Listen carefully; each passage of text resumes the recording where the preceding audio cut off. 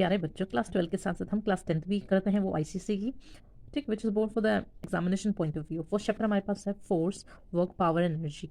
सबसे पहले फोर्स को डिफाइन करते हैं। भाई फोर्स क्या कहलाती है? किसी भी ऑब्जेक्ट को पुश करना या पुल करना क्या कहलाता है? हमारा फोर्स कहलाता है। किसी चीज़ को धक्का देना या खींचना, जैसे कि तुमने कभी शोरूम के गेट में लिखा देखा होगा, पुल एंड पुश, ठीक है, खींचो और धक्का मारो। और ये फोर्स क्या इफेक्ट करता है? फोर्स चेंज करता है शेप और साइज। जैसे कि आटे की लोई लो, उसको अगर हम बेलते हैं तो हम उसका क्या कर देते हैं? शेप चेंज कर देते हैं। और एक स्प्रिंग लो, स्प्रिंग को खींचोगे तो हम उसका साइज चेंज कर देते हैं।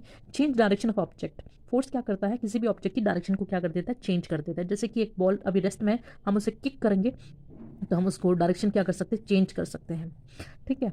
या तो फिर चेंज इन डायरेक्शन का और एग्जांपल लेंगे कि एक बॉलर ने बॉलिंग कराई और बैट्समैन ने उसे हिट कर दिया, ठीक है, अपनी मनचाही डायरेक्शन में, तो इसे क्या कहते हैं? Change the direction of object. Force क्या करता है? रुकी हुई चीज़ को चला देता है, चलती हुई चीज़ को रोक देता है। जैसे कि एक बैट्समैन अगर कैच कर लेता है, वो चलती हुई बॉल को रोक देगा, ठीक। और एक जब फुटबॉलर किक करेगा किसी भी बॉल को, तो वो उस रुकी हुई बॉल को मूव करा देगा। फोर्स दो तरह के होते हैं, बैलेंस होता है, अनबैलेंस फोर्स होता है। तो ये हमारे पास एक लेवल सरफेस है, यहाँ पे एक बॉक्स रखा हुआ है।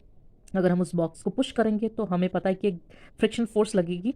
और वो फ्रिक्शनल फोर्स, अगर पुशिंग फोर्स और फ्रिक्शनल फोर्स क्या होती है? इक्वल होती है, और एक्शन और रिएक्शन सेम होता है, तो वो ऑब्जेक्ट रहेगी रिमेन एट रेस्ट। तो उसे हम क्या कहेंगे? बैलेंस फोर्स कहेंगे।